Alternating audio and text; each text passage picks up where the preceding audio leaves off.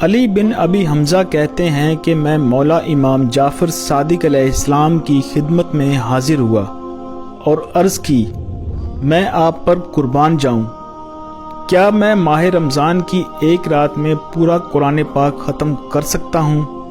فرمایا نہیں۔ کہا 2 راتوں میں؟ فرمایا نہیں۔ کہا 3 راتوں میں؟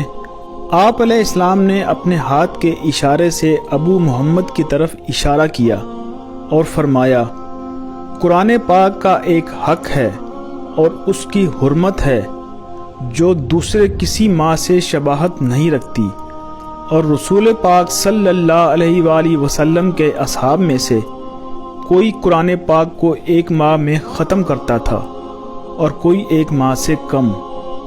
بتحقیق قرآن پاک کو جلدی تیزی سے نہیں پڑھا جاتا، بلکہ اسے ترتیب